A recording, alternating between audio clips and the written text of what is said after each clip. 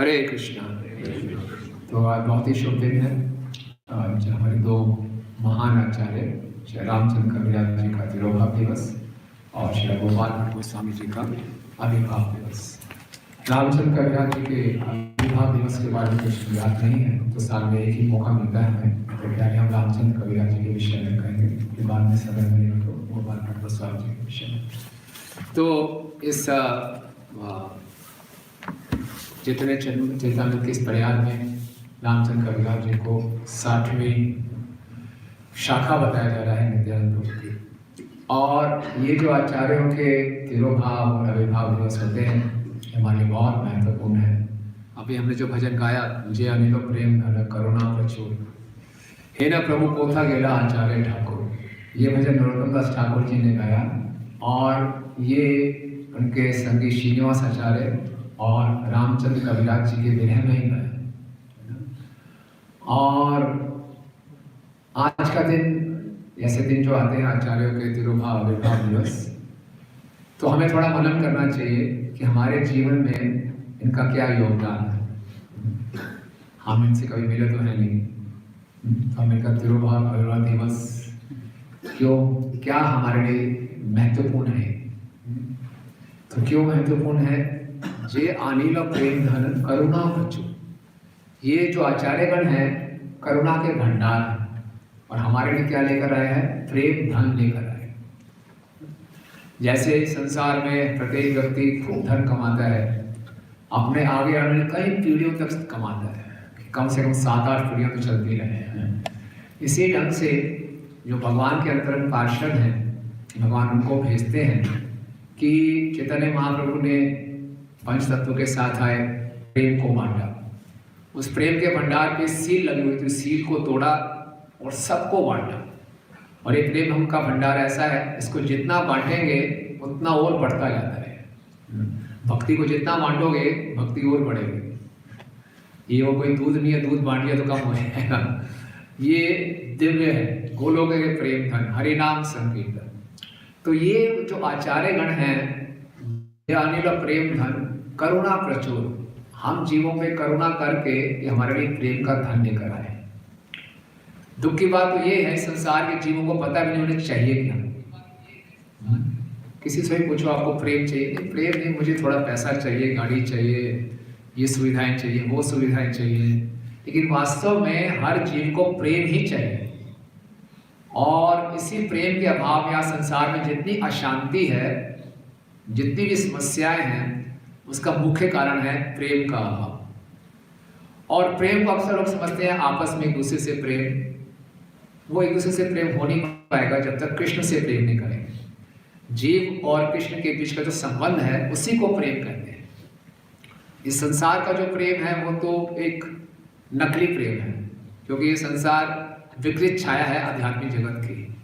तो यहाँ हमें पुरुष स्त्री के बीच में, दोस्तों के बीच में जो कहते हैं आई लव यू टू, ये सब एक दिल को बहलाने वाली बात है ना।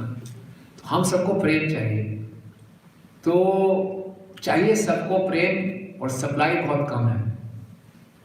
ये एक ऐसा प्रोडक्ट है जिसकी डिमांड सबसे ज़्यादा है और सप्लाई बहुत कम है। जब मार्केट में किसी प्रोडक्ट की डिमांड ज़्यादा हो, सप्लाई कम हो, तो फिर क्या होता है? दाम तो बढ़ ही जाता है और नकली माल आना शुरू हो जाता है। आप किसी स्पेयर पार्ट्स की दुकान में जाते हैं ना, ऑटो स्पेयर पार्ट, उस पर लिखा होता है जेन्युइन, होता नकली है, लिखा होता है जेन्युइन। तो नकली माल आता है। तो नकली माल क्या है? इस संसार का प्रेम। एक गाना भी था ना, पल भर के लिए कोई हमें प्यार कर ले, झूठा भी सही है। तो लोग इतने भूखे हैं प्रेम के लिए, कोई झूठा ही प्रेम कर ले, कोई एक बार बोल तो दे आई लव यू, बस। तो आजकल सोशल मीडिया में, फेसबुक वगैरह में काफ़ी किस्से सुनने को मिलते हैं, आई लव यू करके बहुत बड़े धोखे हो जाते हैं।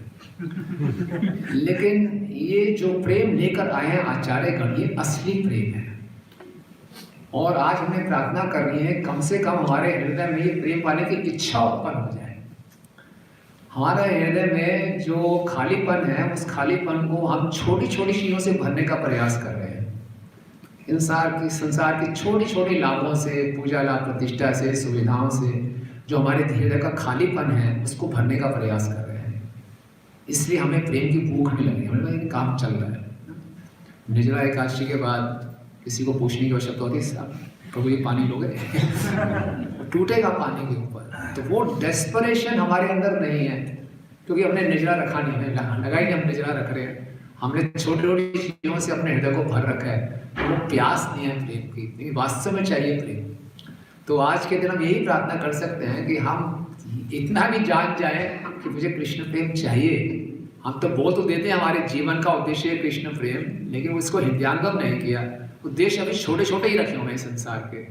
तो बिना आचार्यों की कृपा के ये गलत फहमी हमारी दूर नहीं होगी। उनसे हम ये प्रार्थना करें और उनके प्रति कृतज्ञता प्रकट करें। आज जो भी हमें भक्ति करने को मिल रही है, ये सब पूर्ववर्ती आचार्यों की देन है। आज हमारे स्मार्टफोन में सारी किताबें हैं, सारे भजन हैं। ये इतना आसान नहीं था। इन लोगों ने बहुत संघर्ष किया और तभी हमारे तक पहुंचा। तो रामचंद्र कविराज जी का, जैसे प्रभुपाद जी तात्पर्य में बता रहे हैं कि वो नरोत्तम दास ठाकुर जी के बहुत प्रिय मित्र थे और श्रीनिवास आचार्य जी के शिष्य थे। देखिए, नरोत्तम दास ठाकुर और श्रीनिवास आचार्य दोनों बहुत ही महत्वपूर्ण भक्त रहे हैं। क्या इनकी विशेषता है?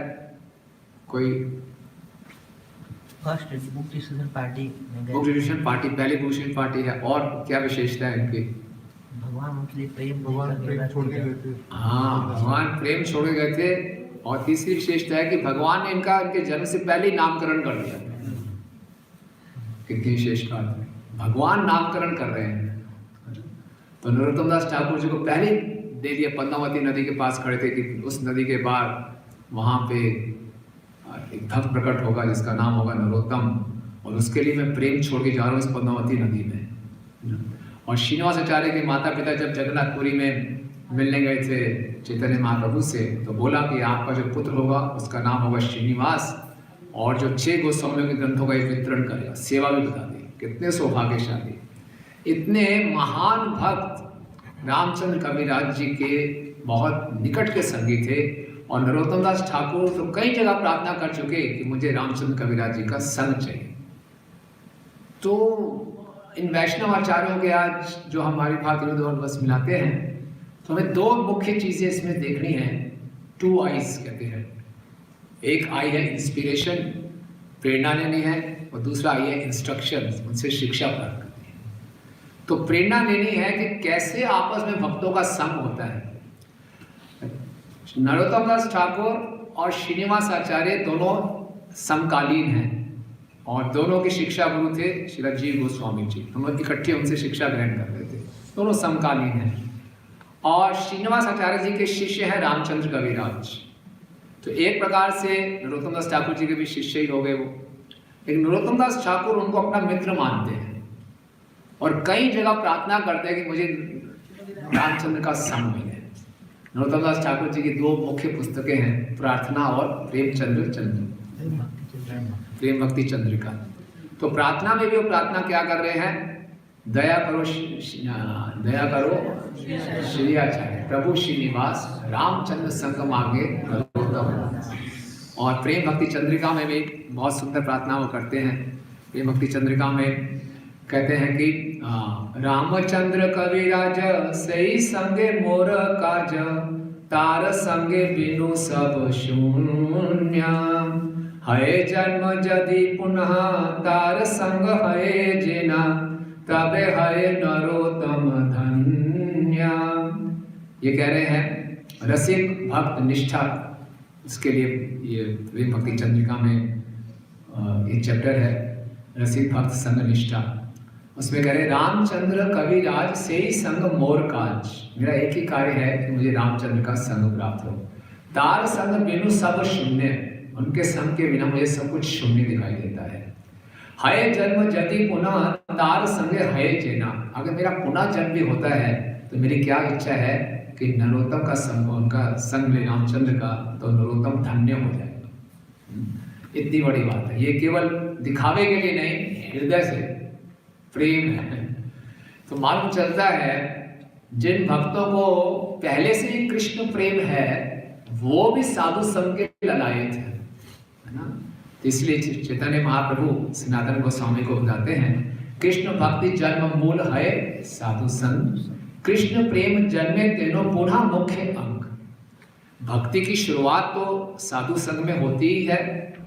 अगर भक्ति की परिकाष्ठा प्रेम को भी प्राप्त कर लिया है, तभी भी भक्ति का मुख्य अंग क्या है? साधु संग। प्रारंभ में साधु संग, मध्य में साधु संग, भक्ति की परिकाष्ठा में भी साधु संग। साधु संग, साधु संग, साधु संग, ये चाहिए।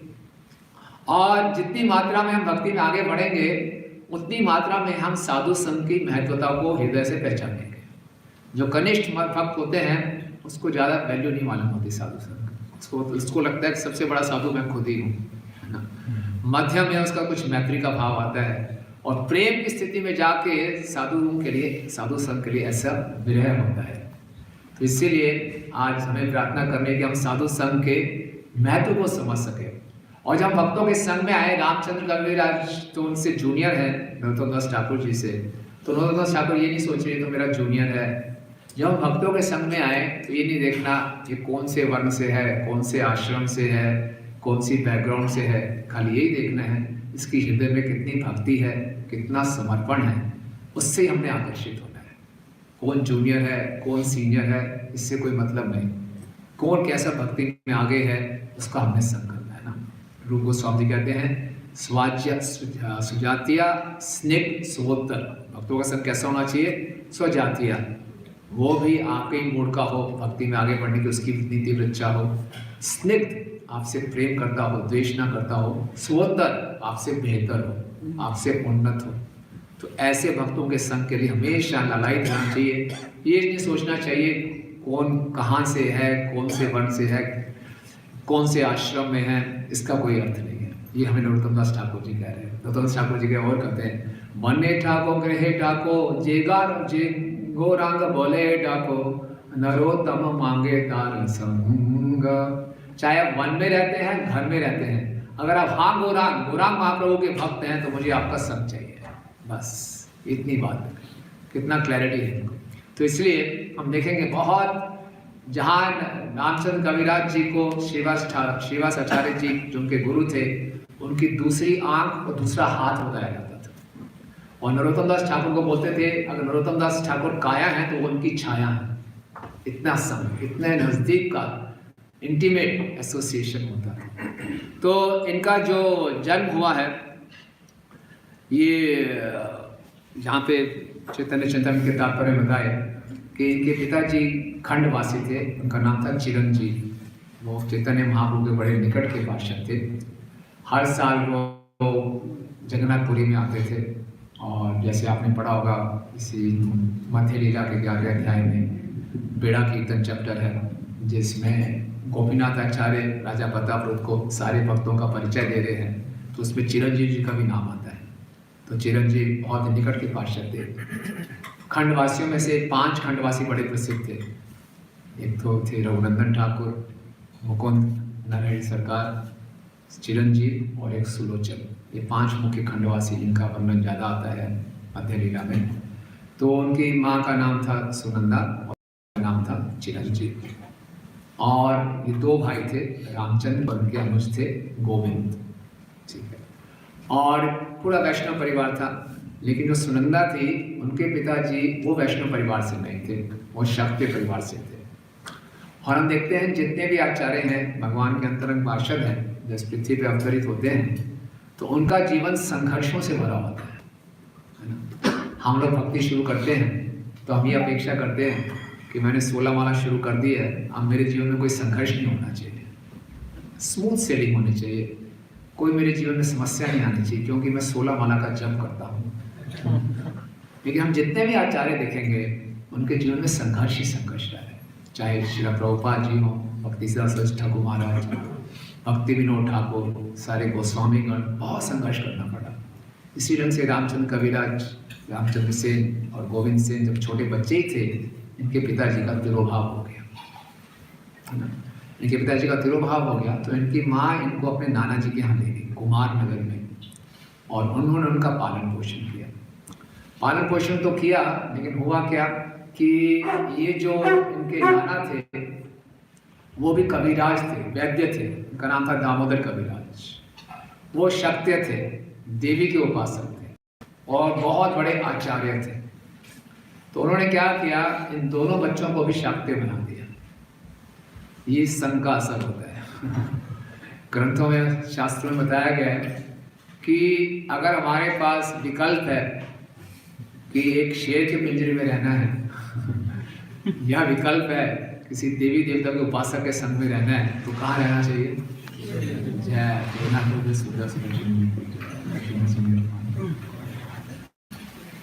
तो दोनों बच्चों को भी शाक्य बना दिया। और लेकिन ये रामचंद्र कबीर थे बहुत ही प्रभावशाली, मेधावी, बहुत सुंदर, बहुत बुद्धिमान थे। तो बहुत कुछ उन्होंने फटाफट सब कुछ सीख लिया। और बाद में इनका विवाह होता है। तो विवाह की पार्टी निकल रही है, बारात जा रही है, और बारात निकल रही है जाजी ग्राम के सामने से। जाजी ग्राम गए हैं हमने से कटवा के पास ही पड़ते हैं, जाते हैं। तो वहाँ पे श्रीपाठ है, वहाँ पे घर है श्रीनिवास आचार्य जी का। तो वहाँ एक वृक्ष के नीचे बैठ के श्रीनिवास आचार्य अपने कुछ शिष्यों के साथ श्रीमद् भागवतम का पाठ कर रहे थे, और सामने से बारात निकल रही थी। तो उस समय बारात में क्या होता था, दूल्हा दुल्हन दोनों को पालकी में बिठाया जाता था। जो दूल्हा होता था उसकी पालकी के आगे पर्दा नहीं होता था, दुल्हन की पालकी के आगे पर्दा होता था। तो बारात निकल रही है तो थोड़ा शोर शराबा होगा, क्लास में डिस्टर्बेंस हुई, तो देखा, तो जैसे ही देखा तो दृष्टि पड़ी उन पे, रामचंद्र कविराज पे जो पालकी में बैठे थे, और रामचंद्र कविराज जी की दृष्टि पड़ी श्रीनिवास आचार्य। बस लव एट फर्स्ट साइट। क्योंकि दोनों ही नित्य संगी हैं, देखा ही बस। और देखकर ही श्रीनिवास आचार्य बहुत प्रभावित हो गए और अपने शिष्यों से पूछा, ये कौन है? तो बोले, आप नहीं जानते, बहुत प्रभावशाली युवा है, इसका नाम है रामचंद्र सेन, दामोदर सेन का ये तोता है, और बहुत बड़ा आचार्य है, शक्ति है उसमें। बोले, बहुत दुख हुआ श्रीनिवास आचार्य को, इतना प्रभावशाली युवा और भगवान का भक्त नहीं है। क्या फायदा, हर भक्त से को तो महान होना, किसी के अंदर कितने महान गुण हो, हरि का भक्त नहीं है तो क्या लाभ। वास्तव में जितनी भी योग्यताएं हमें मिलती है, उच्च कुल में जन्म हो, सुंदरता हो, शिक्षा हो, सारी योग्यताएं शून्य हैं अगर हम उनको भगवान की सेवा में प्रयोग नहीं कर रहे, भगवान की सेवा में नहीं ला रहे। तो उनका हृदय बहुत करुणा जागृत हो गई, और उनकी इस करुणा से रामचंद्र जी के अंदर भी तीव्र इच्छा उत्पन्न हो गई कि मुझे इनका संग करना है। जो उनकी सुसुप्त कृष्णा भावना में थी वो जागृत हो गई। ये देखो, दर्शन करे, दर्शन पवित्र करे, यही तुम्हारा। भक्त की दृष्टि भी पड़ जाए तो हृदय परिवर्तन हो जाते हैं। और श्रीनिवास आचार्य के अंदर तीव्र इच्छा थी कि ये भक्त बन जाए। जैसे निमाई पंडित को देखते थे, है ना, श्रीवास ठाकुर, अद्वैताचार्य देख बड़े दुखी होते थे, प्रार्थना करते थे, ये निमाई पंडित कब वैष्णव बनेगा?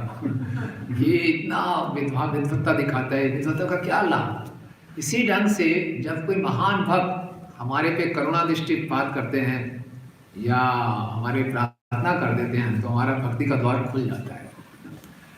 श्रील प्रभुपाद जी विदेश में प्रवचन दे रहे थे, तो एक नए युवा ने हाथ खड़ा किया, मुझसे पूछा कि मुझे कैसे मालूम चले, गुरु को कैसे ढूंढे, गुरु को कैसे पहचाने। तो प्रभुपाद ने तुरंत उनकी आंखों में आंखें डाली, और ये युवा थे जो बाद में बने गिरिराज स्वामी महाराज। तो प्रभुपाद ने उनकी आंखों में आंखें डाली और बिल्कुल ऐसा उत्तर दिया, that depends, you want to be God और you want to serve God. उन्होंने बोला, कैसे गुरु ढूंढेंगे? तो प्रभुपाद उत्तर दिया, निर्भर करता है आप भगवान बनना चाहते हो, भगवान के दास बनना चाहते हो। गिरिराज महाराज को ऐसा लगा, रे इन्होंने मेरे को अंदर से जैसे पढ़ लिया एकदम, क्योंकि गिरिराज महाराज ने अपने बेड के ऊपर पोस्टर लगाया हुआ था, आई एम गॉड। इनको कैसे मालूम चल गया कि मैंने पोस्टर लगाया हुआ, आई एम गॉड? और एक साल बाद फिर प्रभुपाद आए, फिर प्रभुपाद ने लेक्चर दिया। इस बार फिर गिरिराज महाराज बैठे थे, उन्होंने हाथ खड़ा किया, फिर से क्वेश्चन पूछा, और प्रभुपाद पहचान गए, यू आर दैट यूथ, आप वो लड़के हैं, आपके मैंने प्रार्थना की थी कि भगवान आपको शरण दे।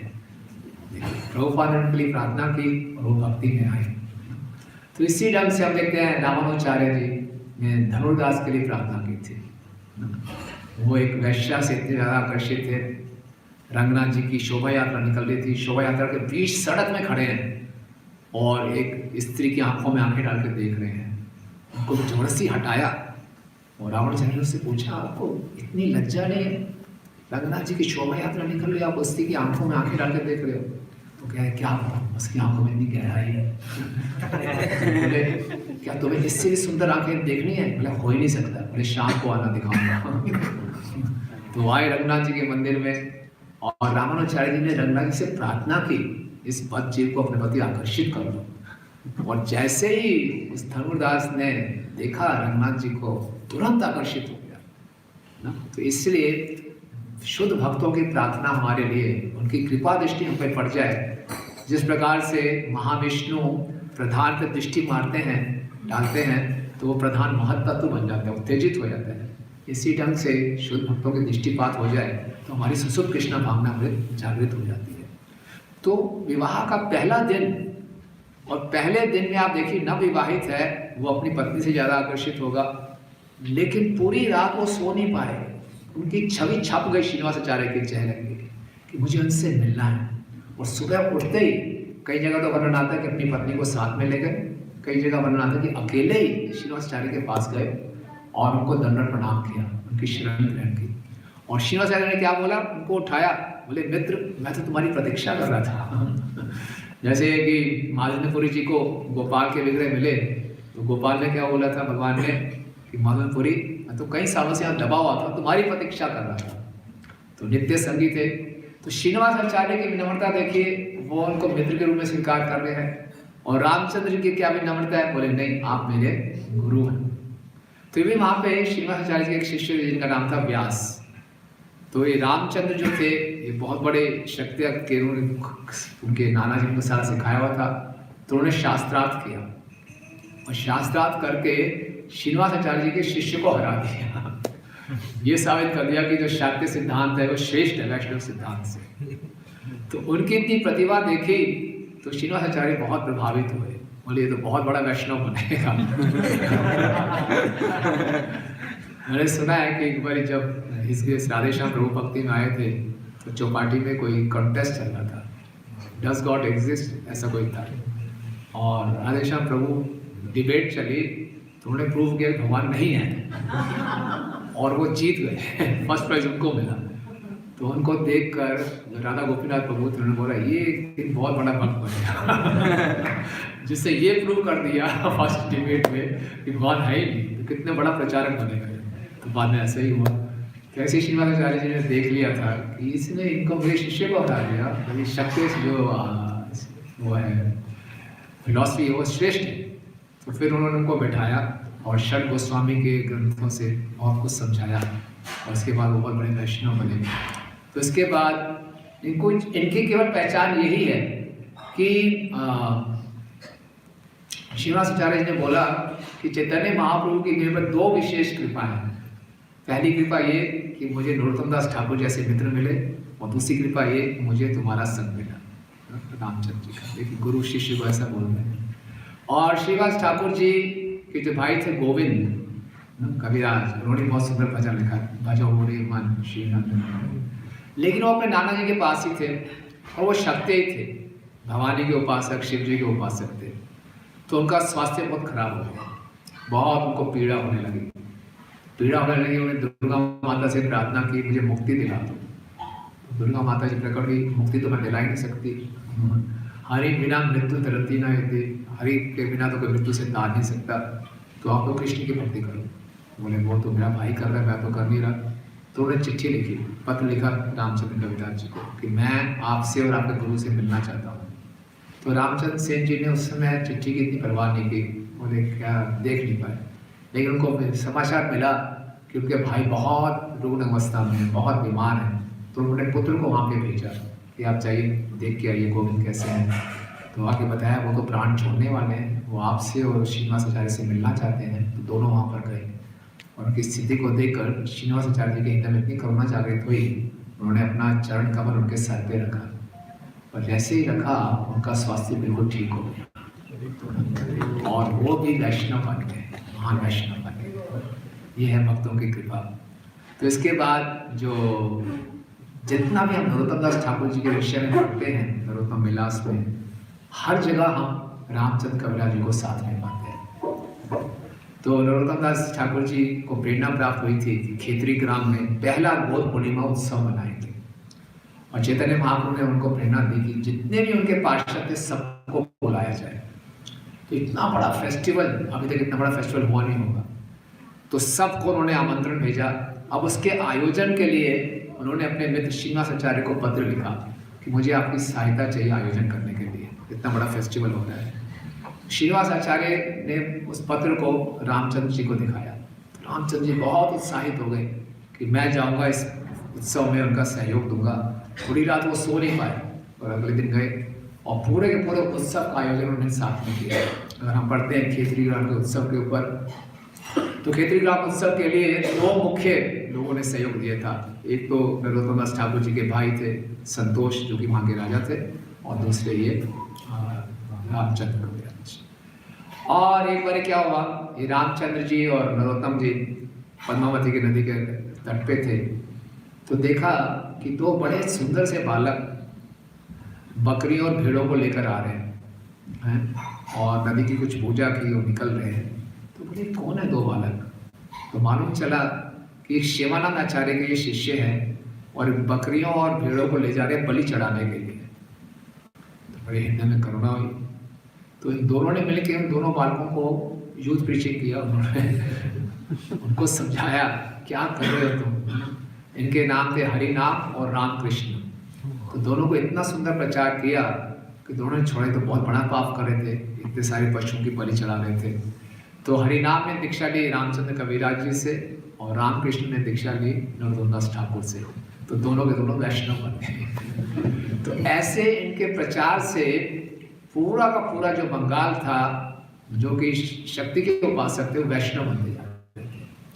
वास्तव में चैतन्य महाप्रभु के अप्रकट होने के बाद गौड़िया वैष्णव के ऊपर 4 बार ऐसे मुख्य संकट आए ना। पहली बार जब प्रकट हुए तो रूप और सनातन गोस्वामी जी ने उस संकट को बचाया।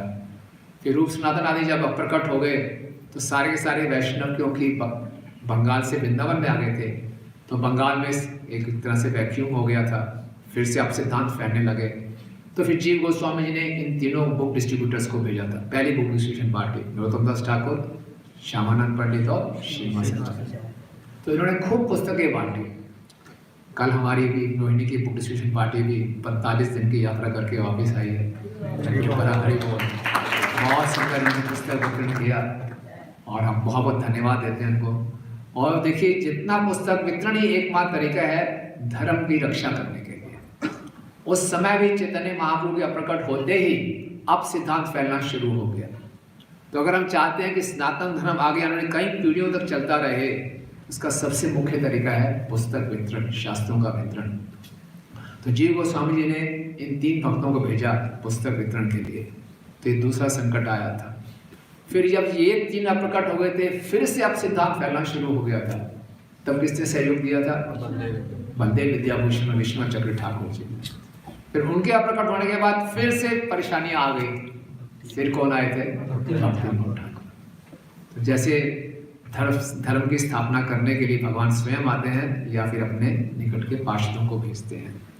तो इन्होंने पूरे जो बंगाल में, उड़ीसा में वैष्णव धर्म को नहीं सही ढंग से नहीं समझा जा रहा था, सबको वैष्णव बना रहे थे। आज जब भी कोई ऐसा प्रचार करता है, समाज का जो एक फ्लो चल रहा है उसके विरोध में जाता है, तो बहुत सी अपोजिशन से सामना करना पड़ता है। जितने भी स्मृत ब्राह्मण थे, स्मृत ब्राह्मण मतलब जो कर्मकांडी ब्राह्मण थे, जात गोसाई थे, वो बहुत इनको द्वेष होने लगा कि इनकी ख्याति बहुत फैल रही है। तो एक पल्लिकापुर नगर था, उसके राजा थे राजा नरसिंह। उन्होंने बोला ये तो सारा धर्म का नाश कर रहे हैं। ये देखो नरोत्तम, ये तो खुद कायस्थ परिवार से है और ये ब्राह्मणों को दीक्षा दे रहा है। उनके शिष्य थे गंगा नारायण चक्रवर्ती, जो कि ब्राह्मण थे। ये तो ब्राह्मणों का बहुत बड़ा अपमान है और आप क्षत्रिय का धर्म है ब्राह्मणों की रक्षा करना, आप क्या रक्षा कर रहे हो? तो उसको बहुत उकसा दिया। बोले हमारे पास एक असली ब्राह्मण है जिसका नाम है रूपचंद्र कविराज, है ना।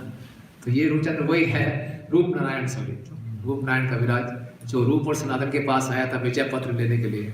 ये दिग्विजय है, तो ये नरोत्तम को हरा देगा। तो राजा भी भड़क गए, बोले चलो चलते हैं। तो जाने लगे खेतरू ग्राम में। तो इनको मालूम चल गया, गंगा नारायण चक्रवर्ती और रामचंद्र को। तो बोले ठीक है, ये नरोत्तम दास जी को क्यों तंग करेंगे। तो एकदम गांव के बॉर्डर पे ये दोनों ने 2 दुकानें लगा दी, एक मटके बेचने की, एक पान बेचने वाले। तो मटके बेचने वाली दुकान खोल ली रामचंद्र जी ने, और पान बेचने वाली दुकान पे बैठ गए ये गंगा नारायण चक्रवर्ती। तो उस समय शॉपिंग के लिए निकलते थे, शॉपिंग में लोग एक खरीदते थे, उसमें मॉल होते थे, मटका लिया, वहाँ पे भोजन बनाने के लिए पान लिया। तो मटके की दुकान पे गए, रामचंद्र थे, बस संस्कृत में वार्तालाप करना शुरू कर दिया। आज आप किसी की दुकान में जाओगे, बहुत बढ़िया फ्लुएंट इंग्लिश बोल दिया, फ्रेंच बोलना शुरू कर दे, क्या बोल रहे हैं यार, क्या है। तो बोले इस गांव का मटका बेचने वाला इतनी शुद्ध संस्कृत बोल रहा है, पान बेचने वाला भी बड़ी शुद्ध संस्कृत बोल रहा है। तो सारे इकट्ठे हो गए और शास्त्रार्थ करने लगे। शास्त्रार्थ करते करते वो रूप नारायण को बुलाया, उसको हरा दिया। अरे कमाल हो गया, राजा भी वहां पे आ गए, बोले जिस नगर के ये लोग इतने बोले आप कौन। बोले हम तो नरोत्तम दास ठाकुर जी के शिष्य हैं। तो बोले जिनके शिष्य जो ऐसा काम करते हैं वो इतने बड़े पंडित हैं, तो वो कितने बड़े पंडित होंगे, चलो वापस। तो इस प्रकार से हमेशा ये नरोत्तम जी के साथ रहे। और श्रीनिवास आचार्य जी के साथ भी इन्होंने बहुत उनकी सेवा की। एक बारी श्रीनिवास आचार्य जी मानसी सेवा कर रहे थे।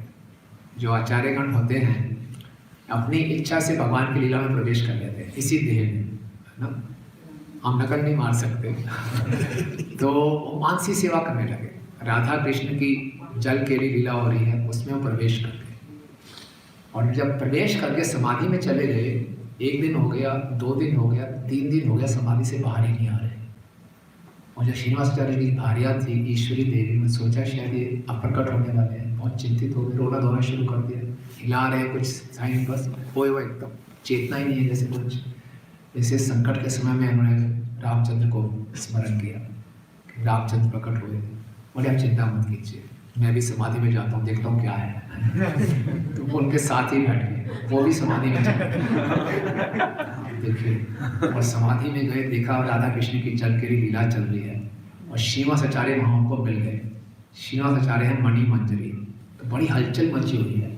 हलचल क्या हो गई कि जल केली में राधा रानी की जो नथनी है वो गिर गई, वो नथनी ढूंढ रहे हैं। तो राधा रानी ने बोला, राधा रानी की जो सबसे बड़ी मंजरी है, मुख्य मंजरी, वो कौन है, रूप मंजरी। रूप मंजरी को मिला, मेरी नथनी लाओ।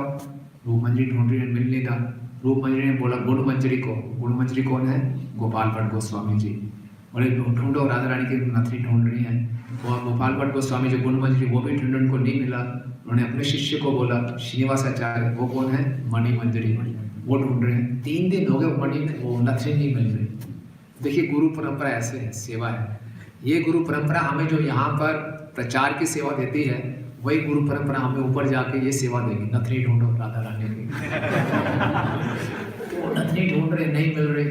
तो 3 दिन से मणि मंजरी ढूंढ रही है। मैं अपने गुरु को संतुष्ट करना है, उन्होंने रूप मंजरी को संतुष्ट करना है, रूप मंजरी राधा रानी को संतुष्ट करना है। तो ये पहुंच गए, अरे आओ भाई बच्चों, अच्छा हुआ तो आप आ गए। ये आ गए रामचंद्र का विराज, ये करुणा मंजरी है।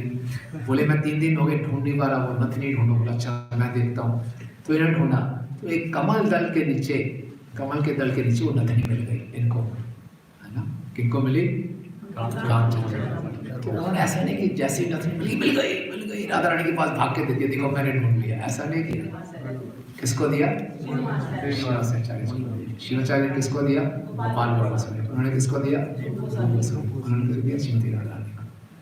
और फिर क्या हुआ, राधा रानी इतनी प्रसन्न हुई, राधा रानी तांबुल खा रही थी, तो उसमें से उन्होंने अपना जो प्रसाद, महाप्रसाद दिया रूप मंजरी को, रूप मंजरी ने दिया गोपाल भट्ट, गुण मंजरी को, मणि मंजरी को, और फिर किसके पास पहुंचा, करुणा मंजरी रामचंद्र। और फिर दोनों समाधि से बाहर की सेवा पूरी होगी। तो ये तरीका है। तो जो सेवा जाती है वो नीचे से ऊपर जाती है। हम भगवान को भोग लगाते हैं तो गुरु परंपरा के माध्यम से लगाते हैं। तो कोई भी सेवा करते हैं हम गुरु परंपरा के माध्यम से। और कोई भी कृपा आती है वो भी ऊपर से नीचे आती है। सेवा नीचे से ऊपर जाती है और करुणा ऊपर से नीचे आती है। कभी भी भक्त को अपने आप स्वतंत्र बन के एक लीडर बनने का प्रयास नहीं करना। यहाँ पे केवल एकला ईश्वर कृष्णा और सब फॉलोअर्स है। भगवान के धाम में भी सब फॉलोअर्स है। तो ये मानसिकता विकसित करना, यही साधना भक्ति का एक मुख्य अंग है कि हम क्या हैं, दासानु दास। तो इतनी सुंदर सेवा उन्होंने श्रीमासाचार्य जी की। इसके बाद इनकी भी इच्छा हुई कि मैं वृंदावन जाऊं और गोस्वामियों से मिलूं, लेकिन वहाँ पर पहुँचे तो रूप सनातन अप्रकट हो चुके थे। फिर भी उनको जी गोस्वामी मिले और लोकनाथ गोस्वामी, गुगर गोस्वामी, सबसे भेंट हुई और उन्होंने बहुत सुंदर एक कविता की रचना की। और उस कविता ऐसे है, प्रकाशिला महाप्रभु हरे कृष्ण मंत्र, प्रेम रवदर करी बड़िला संसार, अंध अवधियत करे परश, बिंदु न पड़िला मुखे रामचंद्र दास। इसका अर्थ ये है कि महाप्रभु इतने दयालु हैं कि उन्होंने हरे कृष्ण महामंत्र के अमृत को प्रकाशित किया। ये जो हरि नाम है सभी जीवात्माओं को जन्म मृत्यु के चक्कर से मुक्त कर देगा, चाहे वो नरक में भी क्यों ना रहते हों। ये हरि नाम सबको राधा माधव के प्रेम का आस्वादन कराएगा, चाहे कोई अंधा हो या गूंगा हो, कोई भी इस प्रेम के बाढ़ में डूब सकता है। इस प्रकार से चैतन्य महाप्रभु ने हर किसी को कृष्ण प्रेम से भर दिया है। लेकिन रामचंद्र दास इतना दुर्भाग्यशाली है कि वो इस अमृत की एक बूंद को भी नहीं चख पाया। ये आचार्यों का मोड़ होता है। ये केवल कहने के लिए नहीं लिख रहे हैं कि मैं तो पतित हूँ, दासों का दास, ऐसे नहीं, वास्तव में ऐसा महसूस करते हैं। ऐसा कैसे महसूस कर लेते हैं? इतनी बड़ी बड़ी इनकी उपलब्धियां, फिर भी ये क्या कहते हैं कि नहीं, मेरे को तो प्रेम की एक बूंद भी नहीं प्राप्त है। ऐसा कैसे संभव होता है? सोचा आपने कभी? ये कोई नकली भाषा नहीं है। हम लोग तो कई बार ऐसे लिख देते हैं, यू आर फॉलन सर्वेंट लिख देते हैं ऐसा, सोचते कुछ और है हम अपने बारे में, और ये वास्तव में लिख रहे हैं। ऐसा क्यों होता है? एक वरिष्ठ लोग बता रहे थे कि जो आचार्यगण होते हैं आध्यात्मिक जीवन में हमेशा अपने से ऊपर वालों को देखना चाहिए और उनसे अपने आप को देखना चाहिए, अरे उनके मुकाबले तो हम कुछ भी नहीं है। रूप गोस्वामी एक कविता में बोलते हैं कि ध्रुव महाराज कितने सौभाग्यशाली, उनको भगवान के दर्शन हुए, मैं तो बहुत पति तो कुछ भी नहीं हुआ। तो जो भक्त है वो स्वोत्तर अपने से उन्नत भक्तों की ओर देखता है। वो बोलता है मैं तुझे कुछ भी प्राप्त नहीं हुआ। ऐसा नहीं कि जेलसी उनसे प्रेरणा लेके मैं बहुत पीछे हूँ। भौतिक जगत में हम क्या करते हैं, अपने से नीचे वालों को देखते हैं और सोचते हैं हम कितने महान हैं ना। तो इसलिए इनको हमेशा ऐसा लगता है कि अभी हमारी भक्ति बहुत पीछे है, हम तो भक्ति में बहुत पीछे हैं। जो उन्नत भक्त हैं वो तो कितना निकट का संग कर रहे हैं, हम भक्ति में बहुत पीछे हैं। तो वास्तव में इनका ये भाव होता है। तो जब ये कविता उन्होंने जी गोस्वामी जी को दिखाई तो जी गोस्वामी बहुत प्रभावित हुए और जी गोस्वामी जी ने इनको फिर टाइटल दिया कविराज, रामचंद्र कविराज जी की जय। तो जी गोस्वामी जी ने इस प्रकार से सबको टाइटल दिया था। नरोत्तम दास जी को दिया था, नरोत्तम दास ठाकुर का। तो इसके बाद ये वृंदावन में रहे और जानवा माता जब वृंदावन में आती हैं तो वो लोकनाथ गोस्वामी जी से मिलती हैं और गोपाल भट्ट गोस्वामी से भी मिलती हैं और लोकनाथ गोस्वामी के आगे उनके शिष्य नरोत्तम दास ठाकुर जी की बहुत प्रशंसा करती हैं और गोपाल भट्ट गोस्वामी के आगे प्रशंसा करती हैं श्रीनिवासाचार्य की और रामचंद्र कविराज जी की। बहुत ही सुंदर आपके शिष्य हैं। तो आज रामचंद्र कविराज जी से हम ये प्रार्थना कर सकते हैं कि उनके जीवन से आपको क्या शिक्षा मिलती है। आपने सुना, क्या प्रेरणा मिलती है? यस माता। गुरु के प्रति समर्पण और विनम्रता, और दूसरा कितना वो भक्तों से प्रेम करते थे। उनकी पहचान यही थी कि वो नरोत्तम दास ठाकुर जी को असिस्ट करते थे बस, और श्रीनिवासाचार्य जी के शिष्य हैं और इतने महान होते। तो यही हमारी पहचान बन जाए, हम किसी भक्त के प्रिय बन जाए। उसके लिए नरोत्तम दास ठाकुर जिनको पहले से ही प्रेम प्राप्त है वो उनके संग की अभिलाषा कर रहे हैं।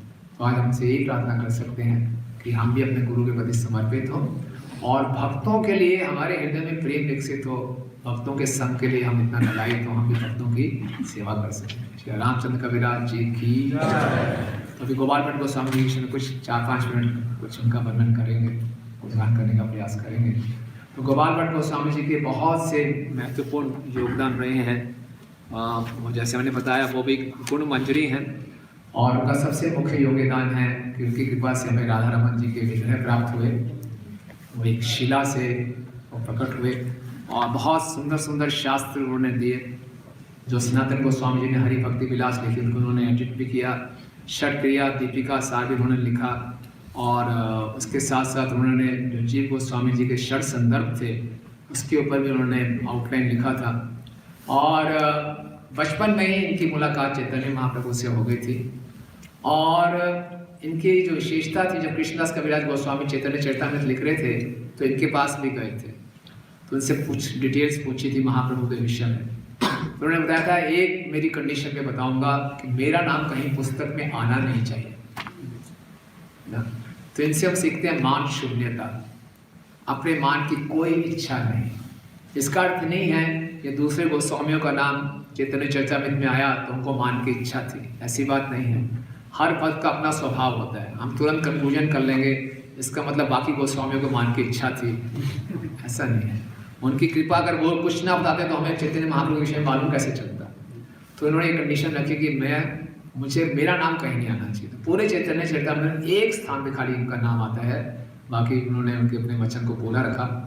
तो परम पूजनीय भक्ति चारू स्वामी महाराज एक बहुत सुंदर स्टेटमेंट देते थे, बोलते थे कि मैं जो प्रबोधानंद सरस्वती जो कि गोपाल भट्ट गोस्वामी जी के अंकल थे, वो कहते थे कि अगर हमें पूरी दुनिया हमारा गुणगान करे और भगवान हमें ना पहचाने, ऐसे गुणगान का क्या लाभ। और पूरी दुनिया हम पे थूक दे लेकिन भगवान हमें पहचान ले, तो ऐसे थूकने की क्या परवाह कर। तो ये बात समझ जानी चाहिए। तो कई बार हम लोग हमें मान दें, लोग मेरे पीछे पड़े, इसमें हम ज़्यादा रुचि रखते हैं। लेकिन मनुष्य जीवन मिला है कि किसी ढंग से हम भगवान की आंखों में आ जाएं। एक हमारे भक्त हैं पंजाब से, वो बोलते हैं, बड़ी पंजाबी बोलते हैं, सानू तो कृष्ण को रिझना है। हमने तो कृष्ण को आकर्षित करना है, कृष्ण हमें पहचान है। ये ऐसा कार्य, दुनिया चाहे कुछ भी करे उसकी परवाह नहीं। जैसे हम देखते हैं कि महाप्रभु जी दक्षिण भारत गए थे तो वसुदेव भक्त थे जिनको कोढ़ का रोग हो गया था, पूरे समाज ने उनका बहिष्कार किया हुआ था, लेकिन महाप्रभु उनसे प्रेम करते थे, है ना। तो जो वो एक दिशा में जाते थे, लोग दूसरी दिशा में जाते थे। उनके शरीर पे इतने घाव, इतनी पस, उसमें कीड़े पड़ गए थे, इतनी बदबू आती थी, लोग दूर रहते थे उनसे, लेकिन वो हा गौरांगा बोलते रहते थे, और महाप्रभु उनको प्रेम करते थे। तो जब वो महाप्रभु ने उनका आलिंगन किया, वो सुंदर हो गए तो रोने लगे, अरे आपने क्या कर दिया, इतना सुंदर शरीर मिल गया, अब मुझे क्या आ जाएगा, घमंड आ जाएगा। तो उनको इसकी चिंता नहीं थी कि लोग मुझे तिरस्कार कर रहे हैं, कृष्ण मुझे पहचान जाए। तो ये गोपाल भट्ट गोस्वामी हमें सिखाते हैं। और राधा रमन जी की बहुत सुंदर सेवा करते थे, लेकिन उस समय राधा रमन जी का मंदिर लगभग 1542 में आया। तब तक गोस्वामीगण क्या करते थे, पेड़ के नीचे अपने विग्रहों को रखते थे। तो कहा जाता है राधा रमन जी की सिक्योरिटी कैसे रखते थे, रात को पेड़ के नीचे है, तो जहाँ भी राधा रमन प्रकट हुए थे वहाँ पे यमुना की पूरे लेक आती थी, तो राधा रमन जी को रात को बोट में रखते थे, नाव में। उसकी सुरक्षा के लिए उस जो झील थी उसके बाहर लोग खड़े होते थे तीर कमान लेकर, और उस तीर को अपने घर में बना हुआ एक जहर होता था, वो जहर लगा के अगर कोई किसी ने हिम्मत भी की वहाँ जाने को, जैसे तीर उसको छुएगा उसकी मृत्यु हो जाएगी। तो कहते हैं वो तीर कमान अभी भी राधा रमन के मंदिर में रखा हुआ है, उसके हमें दर्शन करा सकते हैं वहाँ के गोस्वामी। और शिला प्रभुपाद जी का राधा रमन जी के जो गोस्वामी थे उनसे बहुत निकट का संबंध था। प्रभुपाद अक्सर वहाँ रोज जाया करते थे दर्शन के लिए, और गोपाल भट्ट गोस्वामी के आगे बैठ के प्रार्थना करते थे, और वहाँ के गोस्वामी मनों से काफ़ी वार्तालाप करते थे, निकट की वार्तालाप करते थे। और प्रभुपाद ने वहाँ के गोस्वामियों को विदेश में बुलाया था, आप आइए और राधा रमन जी की महिमा का हमें गुणगान कीजिए। और प्रभुपाद जी बहुत प्रशंसा करते थे वहाँ के डीटी वर्शिप के स्टैंडर्ड्स की, और वही उन्होंने समाज में लाने का प्रयास किया। तो आज गोपाल भट्ट गोस्वामी जी से भी हम प्रार्थना कर सकते हैं कि उनकी जो मान शून्यता का गुण है ये हम अपने जीवन में विकसित कर सके। श्रील प्रभुपाद जी एक तात्पर्य में लिखते हैं, 15वें अध्याय के 5वां श्लोक है, निर्माण मोहा जित संग दोषा। इसके तात्पर्य में प्रभुपाद जी लिखते हैं, अगर कोई मान की इच्छा रखता है, आदर की इच्छा रखता है, वो कभी शरणागत नहीं हो सकता। तो ये जो मान और प्रतिष्ठा की इच्छा रखना, ये बहुत गहरी है हमारे जीव के अंदर, और ये हमें भक्ति में आगे बढ़ने से रोकती है। तो आज उनसे प्रार्थना करें कि हम इस अपनी कमजोरी से ऊपर उठ सकें और भक्ति में आगे बढ़ सकें। तो गोपाल भट्ट गोस्वामी पाद की जय, श्री रामचंद्र कविराज जी की जय, गौर गोपाल की जय।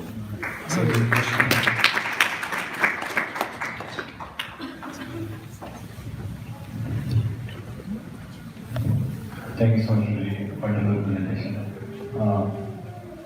भक्त जैसे रामचंद्र कविराज गोस्वामी का इतना अद्भुत रिलेशनशिप था डिवोटीज के साथ। तो मतलब जब हम भक्त के सामने जाते हैं तो दो एक्सट्रीम्स हो सकते हैं।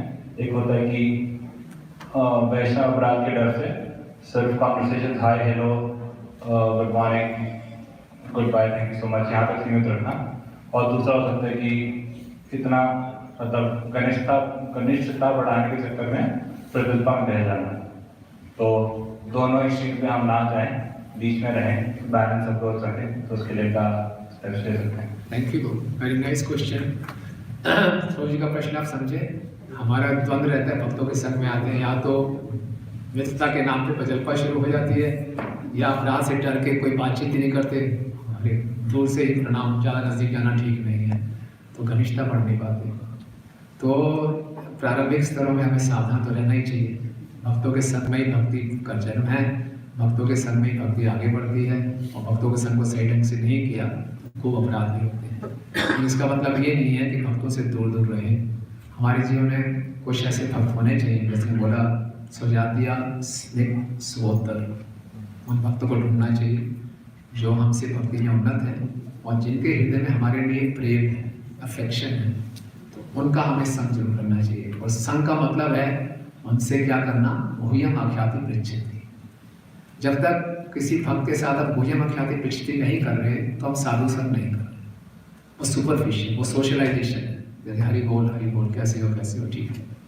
लेकिन कोई ऐसा भक्त हमारे जीवन में है जिससे अपना हृदय हम खोलते हैं, तो हम भक्ति में सुरक्षित हैं। तो ये जैसे जैसे हम भक्ति में आगे बढ़ेंगे तो ये हमारा सर्कल बढ़ता जाएगा।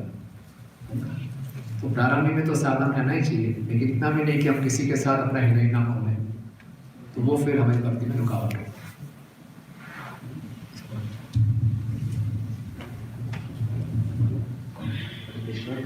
इससे तो भी आपने बताया पहले कि इस जगत में नकली प्रेम के बारे में, तो अभी इसे हम सब साधना भक्ति कर रहे हैं, तो अभी भी एक से नकली भक्ति बन रहे, नकली भक्त असली भक्ति करने का ट्राई कर रहे हैं।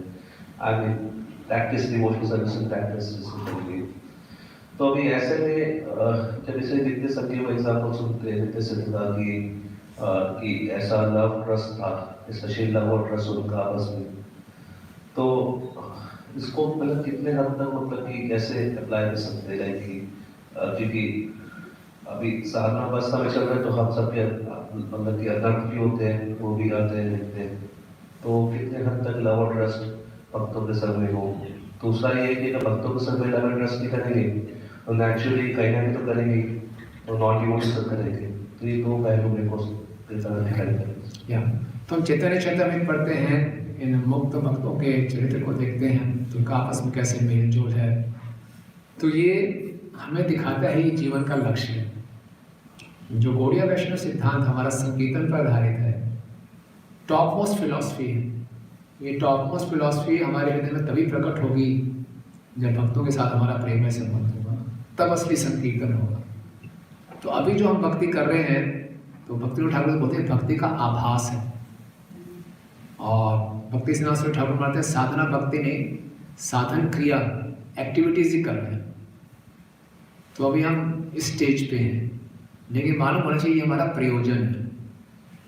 कृष्ण प्रेम से पहले भक्त प्रेम, गुरु प्रेम होना पड़ेगा, सीधा कृष्ण प्रेम नहीं मिलेगा, है ना। गुरु से प्रेम और भक्तों से प्रेम होगा तो कृष्ण प्रेम मिलेगा।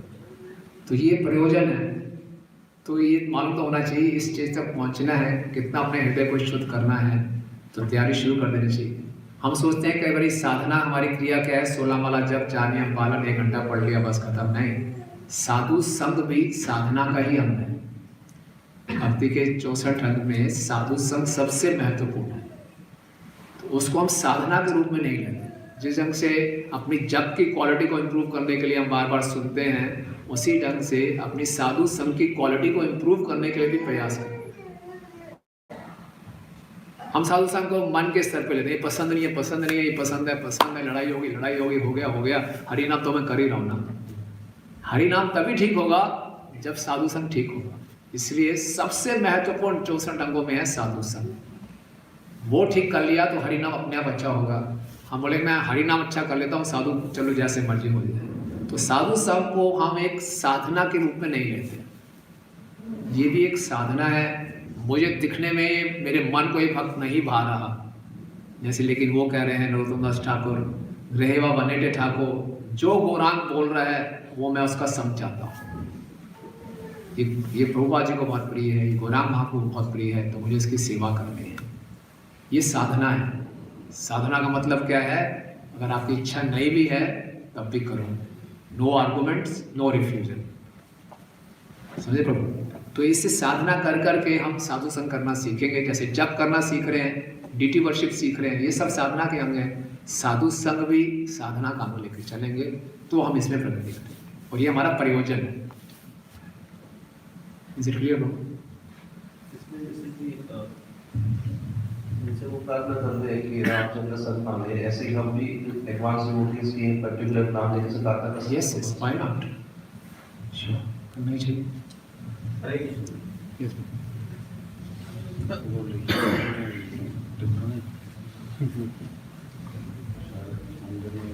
हरे कृष्ण। मुझे मैं देखता हूँ कि जो गैर प्रमाणिक संप्रदाय हैं और जो गैर प्रमाणिक साधु संत हैं, वो डायरेक्टली या इनडायरेक्टली अल्टीमेटली इसको उनकी ही कॉपी करते हुए दिखते हैं। ऐसा क्यों? अच्छी बात है, अच्छी चीज की कॉपी करेंगे सब, श्रेष्ठ चीज की कॉपी करेंगे ना। जो श्रेष्ठ होता है उसी को कॉपी करेंगे। लोग अमिताभ बच्चन की नौ कॉपी करते हैं, वो थोड़ी किसी कॉपी करते हैं। जैसे आपने बताया अभी टॉप मोस्ट फिलोसफी हमारी है, तो इसलिए वो हाँ करने दीजिए, ठीक है। आप सब माता जी का प्रश्न है।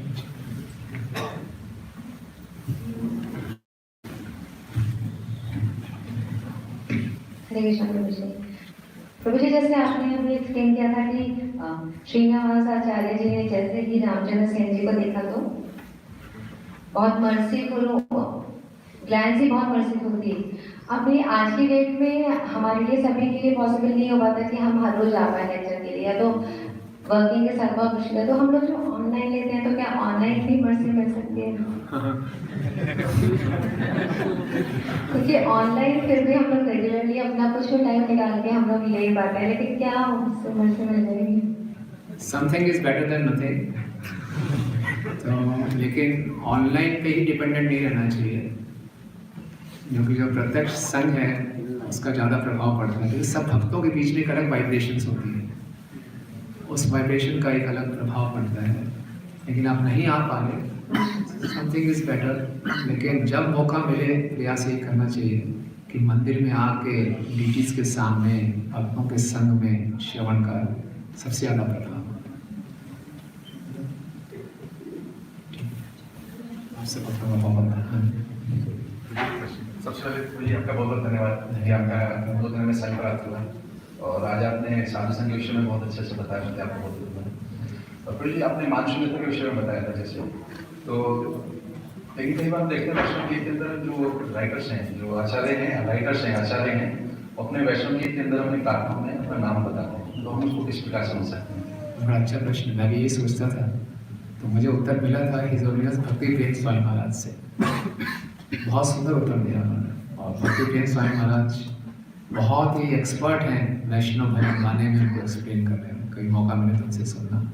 तो परम पूज्य भक्ति प्रेम स्वामी महाराज ने बताया जैसे रामचंद्र संग मांगे नरोत्तम दास, तो तो ऐसा वो नाम इसलिए लिखते हैं कि कहते हैं जो बात की आने वाली वैष्णव पीढ़ियां हैं जब इस भजन को गाएंगी तो उन सबका आशीर्वाद मेरे को मिलेगा। कि जैसे मैं प्रार्थना करूँ श्री कृष्ण चैतन्य दया करो मोरे, तो वो ये गाएंगे तो मेरे बिहार पे वो सब दया करेंगे, गौतम दास पे दया करो। हम सभी बोल रहे हैं रामचंद्र संग मांगे नरोत्तम दास, हम भी यही करें श्री कृष्ण चैतन्य दया करो मोरे, तो हम नरोत्तम दास ठाकुर जी की तरफ से ही गा रहे हैं। तो सारे भक्त लोग मेरे लिए प्रार्थना करेंगे कि मुझे रामचंद्र का संग मिल जाए, तो उनका ये उद्देश्य होता है। वो अपने आप को इतना विनम्र मानते हैं कि आने वाले जो नए भक्त भी होंगे वो प्रार्थना करेंगे तो मेरा नाम लेंगे भगवान से लेके मेरी भी प्रार्थना करेंगे। ये उनका उद्देश्य। जो साधारण कवि होते हैं वो अपना नाम ऐसे रखते हैं वो उनका मतलब नहीं है, उनका मतलब ये है। और तो जी जैसे आपने साधु संगीत की श्रेणियां बताई, उसमें एक थर्ड कैटेगरी होती है सोब्द, एक थर्ड कैटेगरी होती है सोब्द, मतलब स्वतर। तो फिर जी कई बार हम जैसे हायर स्टेज पे पहुंचते हैं, भक्ति में थोड़ा सा कुछ अचीवमेंट्स होने लग जाते हैं, थोड़ा सा हमारे अंदर एक ईगो मेंटालिटी, कंट्रोलिंग मेंटालिटी आ जाती है और सामने वाले को हम थोड़ा लोअर कैटेगरीज में डिफाइन कर देते हैं अपने आप मेंटली, अपने आप में, और उसकी वैल्यू नहीं कर पाते। तो उससे हम किस प्रकार बच सकते हैं? हाँ प्रभु, ये हम सबका दोष है कि हम तुरंत हमारा गर्व बढ़ जाता है और अपने आप को कर्ता मानते हैं, अहम कृति मैंने सब कुछ किया ऐसा लगता है। तो ऐसे में हमें जब भक्तों के संग में आए तो हर एक के अंदर अचीवमेंट्स नहीं देखनी, इसकी क्या अचीवमेंट है ये देखने हैं कि इसके अंदर भक्ति कितनी है, कितना ये समर्पित है, कितना डेडिकेटेड है, और अपने अंदर ये देखना कि मैंने अचीवमेंट तो कर ली लेकिन वास्तव में मैं कितना समर्पित हूँ। अगर मैं अपने आप को करता मान रहा हूँ उसके अंदर समर्पण नहीं है। जितने मुझे अगर बाहरी अचीवमेंट मिल रही हैं उतनी मेरी कृतज्ञता गुरु परंपरा की तरफ बढ़नी चाहिए। तो अगर नहीं बढ़ रही तो उसको मुझे लगना चाहिए कि मैं भक्ति में ठीक नहीं चल रहा। तो फिर अगर ये अपना आत्मावलोकन करते रहेंगे तो इस अहंकार से बच सकते हैं। और प्रदीप जैसे आपने अभी हमने अपने किसी वरिष्ठ भक्त का संग करना है जैसे, तो उसके लिए हमारे अंदर कुछ योग्यता होनी चाहिए या उसके लिए कोई कंडीशन? योग्यता यही होनी चाहिए कि हमारे अंदर दृढ़ इच्छा हो और हम सब वैष्णव सदाचार का पालन करें। सबसे मुख्य इच्छा की बात। ग्रंथ राशि में भागवतम की, रामचंद्र कविराज जी की, भगवान गोस्वामी जी की, अनंत कोटि वैष्णव की, जगत गुरु श्रील प्रभुपाद की, जय गौर